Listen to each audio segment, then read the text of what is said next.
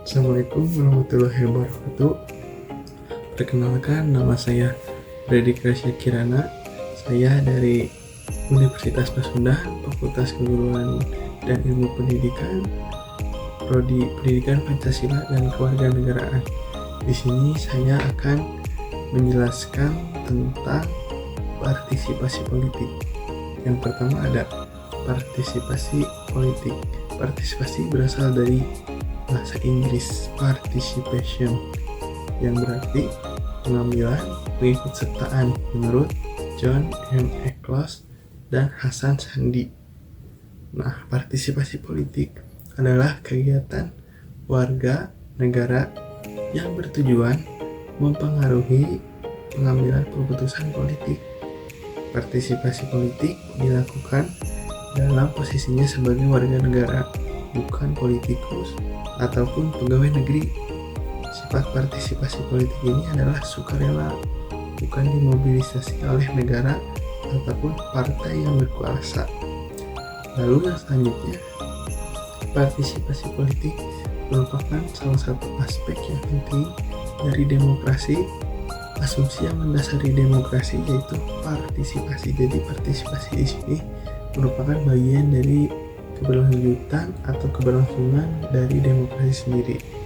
Orang yang paling tahu tentang apa yang baik bagi dirinya adalah orang itu sendiri.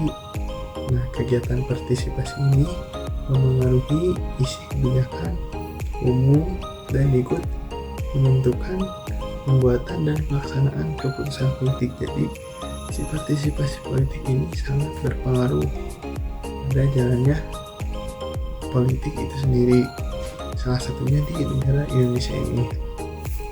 Partisipasi politik bersifat semu dan mudah berubah atau senyap ataupun homogen gitu. Mudah berubah. Partisipasi yang kekal adalah partisipasi yang tumbuh atas kesadarannya sendiri karena merasa bahwa dirinya bagian dari kehidupan negara yang dituntut untuk memikirkan dan memajukan kehidupan negaranya.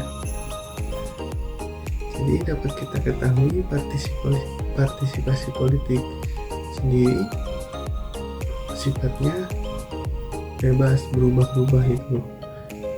Dan partisipasi politik di sini sangat memengaruhi politik di Indonesia itu.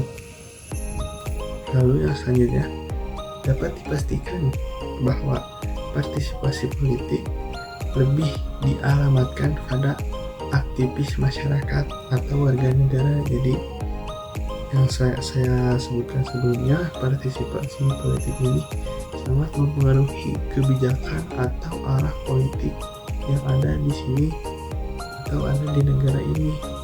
Nah, jadi kita sebagai warga negara wajib ikut di partisipasi politik. Lalu partisipasi politik dapat distandarisasikan ke dalam suatu pola menurut sistem tertentu, karena partisipasi politik akan sangat bergantung pada sistem politik tempat partisipasi itu dilakukan. Nah, kegiatan partisipasi politik ini tertuju pada dua objek, yaitu pemilihan penguasa dan pelaksana segala kebijakan penguasa. Maksud dari pemilihan penguasa adalah kita sebagai partisipasi politik memilih siapa yang akan menjadi pemimpin kita selama beberapa tahun ke depan. Satu itu. Lalu subjek yang kedua, pelaksanaan segala kebijakan penguasa. Jadi sebelum memilih penguasa, kita tuh dilihat dulu ini kebijakannya akan ke arah mana, ini kebijakannya akan seperti apa, dan ini kebijakannya sama tidak dengan prinsip hidup kita. Gitu, itu adalah subjeknya. Lalu ada dampak dari partisipasi politik. Yang pertama, memperkuat rasa kebangsaan. Partisipasi politik dapat memperkuat rasa kebangsaan dan identitas nasional. Yang kedua, memperkuat demokrasi. Partisipasi politik yang aktif mendorong terciptanya masyarakat yang lebih demokratis, di mana rakyat didengar dan dipertimbangkan. Lalu yang ketiga, polarisasi politik. Partisipasi politik yang berlebihan dapat memicu polarisasi politik, di mana masyarakat terpecah belah berdasarkan perbedaan ideologi atau pandangan politik. Lalu yang keempat ada konflik sosial. Dalam beberapa kasus, partisipasi politik yang tak terkendali dapat memicu konflik sosial, terutama jika melibatkan kelompok-kelompok yang memiliki kepentingan yang berbeda. Dapat kita ketahui bahwa dampak dari partisipasi politik itu ada plus minusnya. Yang pertama, seperti kita memperkuat demokrasi, dalam jalannya demokrasi, partisipasi politik menjadi suatu hal yang wajib agar keberlanjutan demokrasi itu berjalan. Tetapi di samping demokrasi yang berjalan yang baik, akan timbul konflik sosial, terpecah belahan antar kelompok akan dampak dari si partisipasi politik ini. Apalagi pada saat jelang pemilu, banyak sekali kelompok yang terpecah belah karena perbedaan pilihannya.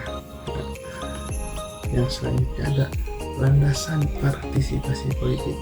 Apa yang melandasi landasan partisipasi politik adalah asal usul individu atau kelompok yang melakukan kegiatan partisipasi. Menurut Huntington dan Nelson membagi 3 landasan partisipasi politik. Yang pertama menjadi kelas, yang kedua kelompok atau komunal atau komunitas, yang ketiga ada lingkungan. Kelas biasanya terbagi menjadi individu dengan status sosial, pendapatan, dan pekerjaan yang serupa. Lalu ada kelompok. Kelompok juga itu asal usulnya bisa dari ras, agama, bahasa, atau etnis serupa.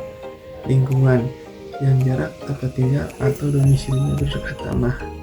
Dari ketiga itu bisa menjadi suatu kelompok-kelompok atau komunal yang akan berdampak kepada partisipasi politik. Biasanya pada setiap golongan atau kelompok-kelompok, partisipasi politiknya akan tinggi apabila ketua kelompoknya menganjurkan kepada anggota-anggotanya untuk memilih suatu pasangan tertentu. Jadi kelompok atau komunal ini sangat penting bagi keberlanjutannya partisipasi politik. Nah, yang selanjutnya bentuk partisipasi politik. Menurut Basrowi yang dikutip dari Siti Irene dalam bukunya, dilihat dari bentuknya, partisipasi masyarakat dapat dibedakan menjadi 2, yaitu partisipasi fisik dan partisipasi non-fisik.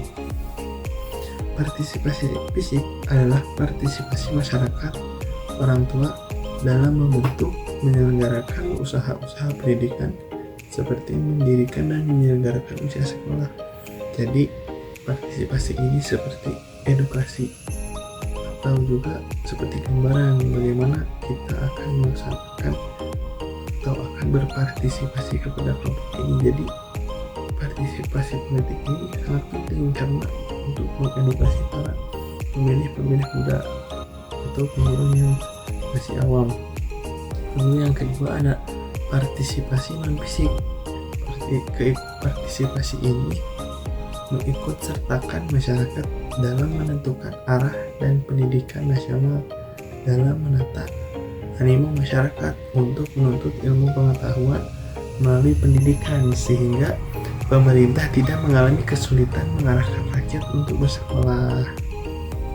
Lalu yang selanjutnya ada partisipasi politik aktif, partisipasi politik pasif, dan golongan putih atau blok. Nah, kita akan jelaskan partisipasi politik aktif, partisipasi politik tidak aktif, dan golongan putih.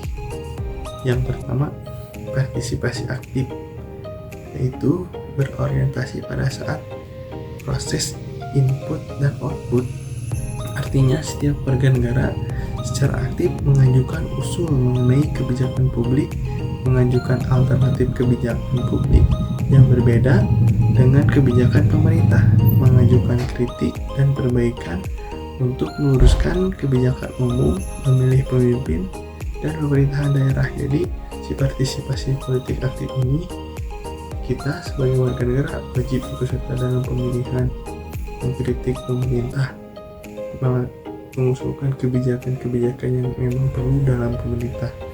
Lalu yang kedua ada partisipasi politik pasif, yaitu partisipasi yang berorientasi hanya kepada output atau hasil, dalam arti hanya menaati peraturan pemerintah, ikut saja bagaimana yang perintah ajukan, yang pemerintah itu, lalu menerima dan melaksanakan keputusan pemerintah.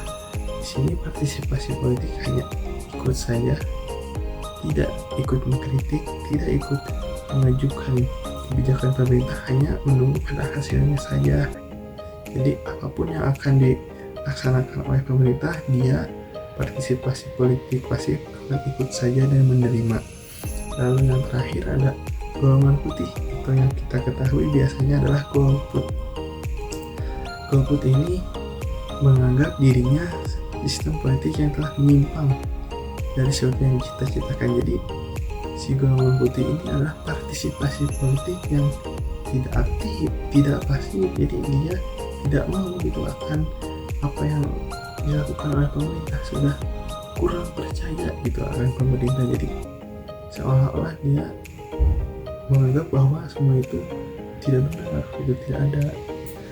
Nah, mungkin dapat disimpulkan partisipasi politik adalah suatu kegiatan yang wajib dilaksanakan baik oleh partisipasi muda dan partisipasi yang sudah dewasa gitu ya. Jadi partisipasi politik ini sesuatu hal yang wajib dalam keberlangsungan demokrasi.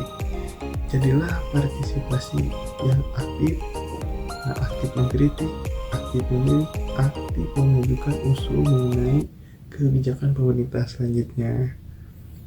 Nah, sekian yang dapat saya sampaikan. Terima kasih. Mohon maaf apabila ada atau banyak kesalahan dalam penyampaiannya. Di sini kita semua masih sama-sama belajar. Ditutup saja dengan doa. Wabillahi taufiq wal hidayah. Wassalamualaikum warahmatullahi wabarakatuh.